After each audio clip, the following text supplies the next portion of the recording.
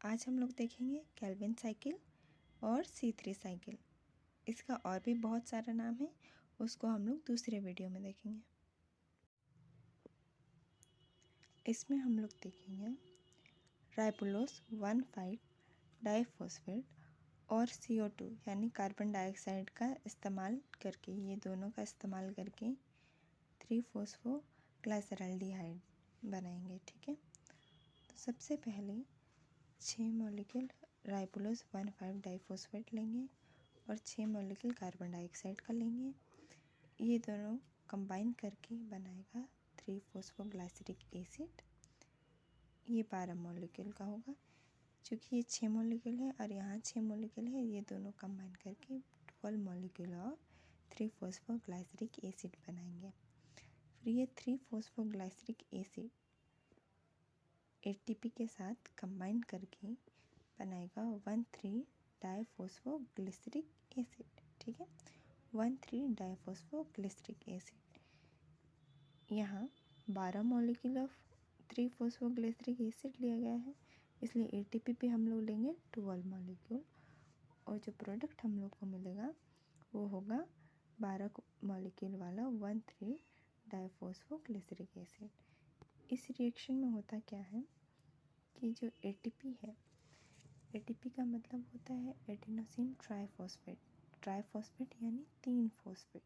इसमें 3 फॉस्फेट है, इसमें से एक फॉस्फेट निकल करके फॉस्फोग्लिसरिक एसिड में अटैच हो जाएगा।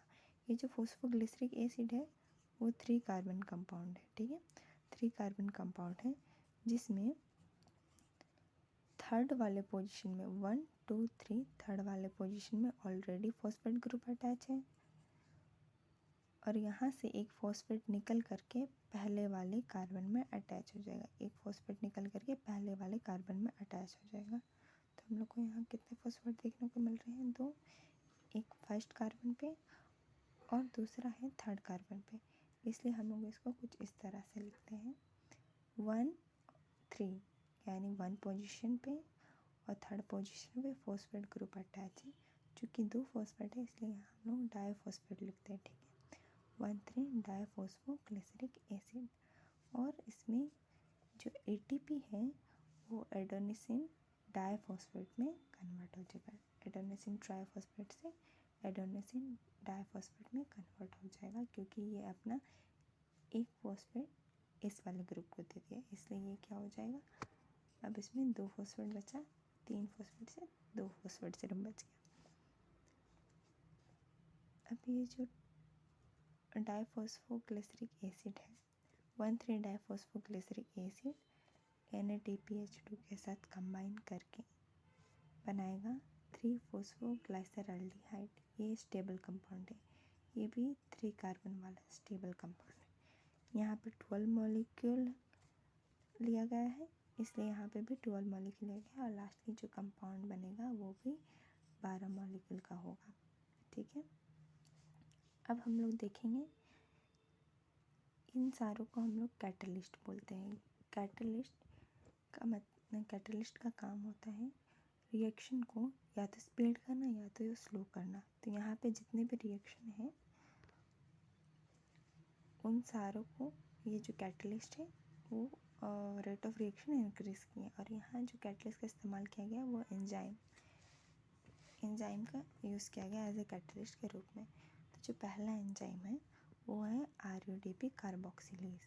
चूँकि यहाँ CO2 है, कार्बन डाइऑक्साइड है, इसलिए हम लोग कार्बोक्सिलेज एंजाइम का इस्तेमाल किए हैं।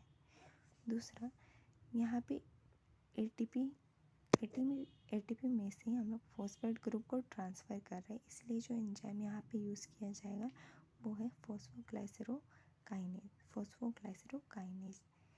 तीसरे में हम लोग ग्लिसरिक एसिड से इस डाइफॉस्फोग्लिसरिक एसिड, इसमें से हम लोग ग्लिसरिक एसिड को हम लोग एल्डिहाइड में कन्वर्ट कर रहे हैं, इसलिए जो यहाँ पर एंजाइम का यूज़ किया गया है वो भी 3-फॉस्फोग्लाइसरल्डिहाइड है। पहला एंजाइम है RUDP कार्बोक्सिलेज, दूसरा एंजाइम है फॉस्फोग्लाइसरोकाइनेज और तीसरा एंजाइम है 3-फॉस्फोग्लाइसरल्डिहाइड। तो हम लोग का इस तरह से 3 मेन रिएक्शन हो जाता है पूरा।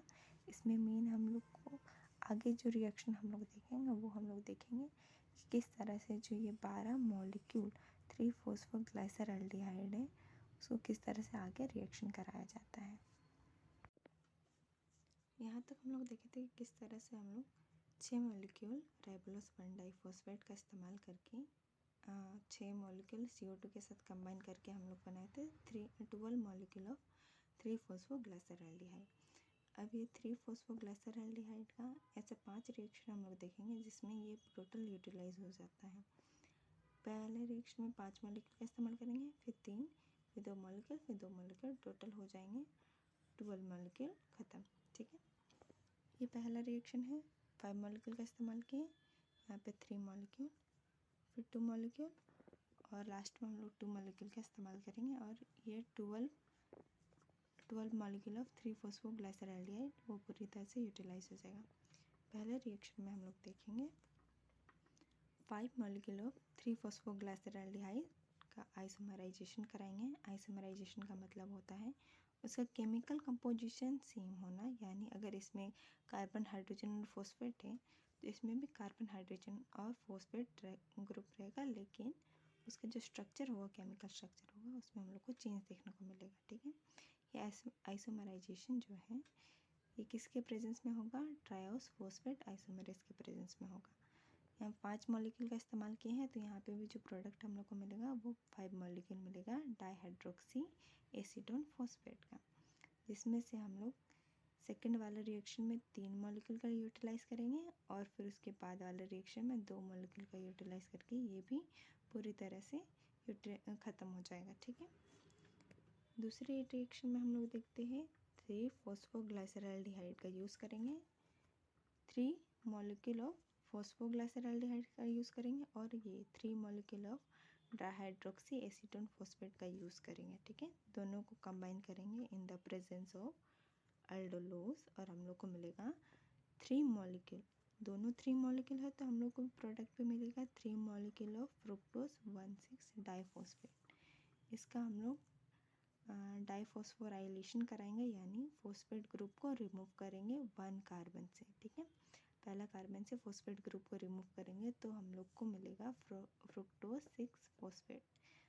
अब ये जो रिएक्शन है ये किसके प्रेजेंस में होगा? फॉस्फेटेज एंजाइम के प्रेजेंस में होगा। ठीक, इसमें से अभी हम लोग एक रिएक्शन देखेंगे जहाँ पे 2 मॉलिक्यूल ऑफ फ्रुक्टोज 6 फॉस्फेट पूरी तरह से कंज्यूम हो जाएगा और 1 मॉलिक्यूल ऑफ फ्रुक्टोज 6 फॉस्फेट बच जाएगा। ठीक है, अब थर्ड वाले रिएक्शन में हम लोग देखेंगे 2 मॉलिक्यूल 3-फॉस्फोग्लाइसरल्डिहाइड लेंगे और यहाँ से 2 मॉलिक्यूल फ्रुक्टोज 6 फॉस्फेट लेंगे इन द प्रेजेंस ऑफ ट्रांसकीटोलेज और TPP और Mg2+ के प्रेजेंस, ये दोनों कोफैक्टर है, इसके प्रेजेंस में रिएक्शन कराएंगे और हम लोग को मिलेगा 2 मॉलिक्यूल ऑफ ज़ाइलुलोज 5 फॉस्फेट और 2 मॉलिक्यूल ऑफ इरेथ्रोज 4 फॉस्फेट। ठीक है, अब ये जो इरेथ्रोज है यहाँ पे कंज्यूम हो जाएगा। यहाँ पे हम लोग 3 molecule of dihydroxy acetone consume कर लिए थे, ये पूरा ख़त्म हो चुका था, बस यहाँ पे 2 मॉलिक्यूल लेफ्ट बचा था। यहाँ पे भी हम लोग 2 मॉलिक्यूल यूज़ कर लिए इस वाले रिएक्शन में, बस यहाँ पे 1 फ्रुक्टोज 6 फॉस्फेट बचा था। ठीक है, फ्रुक्टोज 6 फॉस्फेट सिर्फ लेफ्ट था। अब इस वाले रिएक्शन में हम लोग देखेंगे 2 molecule of dihydroxy acetone combine करेगा 2 मॉलिक्यूल ऑफ इरेथ्रोज 4 फॉस्फेट के साथ इन द प्रेजेंस ऑफ अल्डोलेज और ये बनाएगा 2 मॉलिक्यूल ऑफ सूडोहेप्टोलेज 1,7 डाइफॉस्फेट, यानी 1 पोजीशन और 7 पोजीशन में दोनों पोजीशन में क्या है? फॉस्फेट ग्रुप अटैच है। इसमें भी हम लोग यहाँ इस वाले रिएक्शन के बाद हम लोग करेंगे dephosphorylation in the presence of phosphatase. यहाँ पे भी हम लोग डीफॉस्फोराइलेशन किए थे, dephosphorylation in the presence of phosphatase. ठीक है, दोनों बार में हम लोग फॉस्फेटेज एंजाइम का यूज़ किए हैं और फॉस्फेट ग्रुप को एक कार्बन से हटाए हैं। यहाँ पे भी पहले कार्बन से फॉस्फेट ग्रुप हट जाएगा और यहाँ पे जो प्रोडक्ट बनेगा वो है 2 सूडोहेप्टोलोज 7 डाइफॉस्फेट। ठीक, और साथ ही साथ हम लोग को मिलेगा 2 मॉलिक्यूल ऑफ H3PO4। अब हम लोग देखते हैं 5 मॉलिक्यूल का यूटिलाइज हम लोग कर लिए, इस वाले रिएक्शन में, 3 मॉलिक्यूल का भी यूटिलाइज़ कर लिया उसके बाद वाले रिएक्शन में, और 2 मॉलिक्यूल भी हम लोग यूज़ कर लिए इस वाले रिएक्शन में। हम लोग के पास सिर्फ 2 मॉलिक्यूल अब बचा है। यहाँ पे भी हम लोग 2 मॉलिक्यूल का इस्तेमाल अभी जस्ट किए, सूडोहेप्टेलोस के फॉर्मेशन में हम लोग किए, और फ्रुक्टोज यहाँ पे कंज्यूम हो गया ज़ेलुलोज और एरिथ्रोस के फॉर्मेशन में। ठीक है, बस यहाँ पे 1 मॉलिक्यूल बचा है।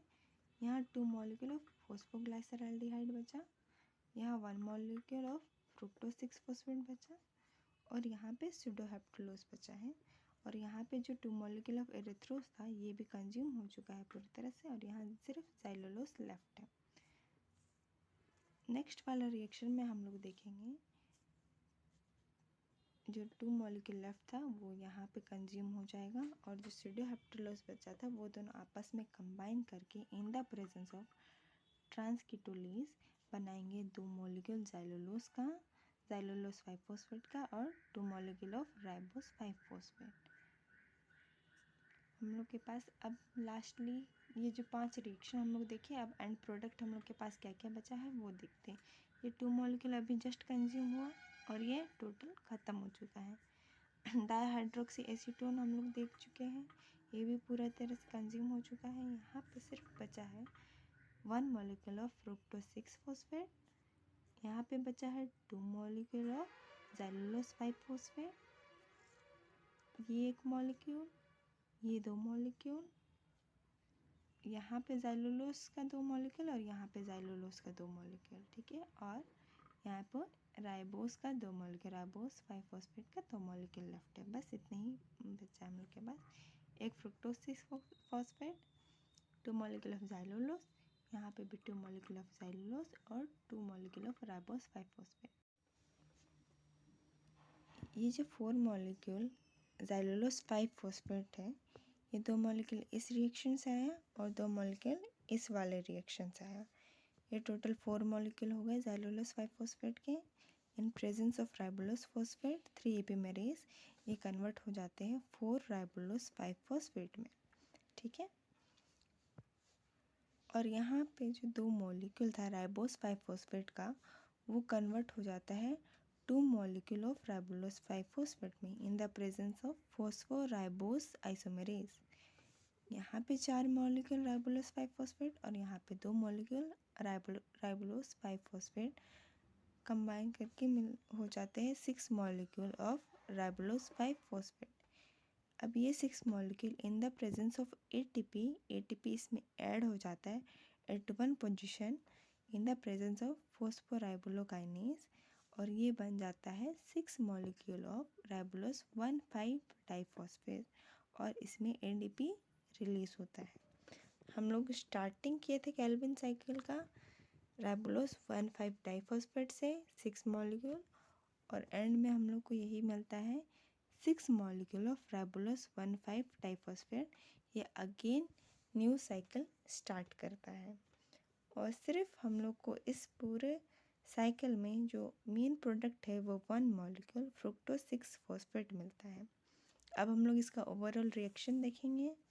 ओवरऑल रिएक्शन कुछ इस तरह से है।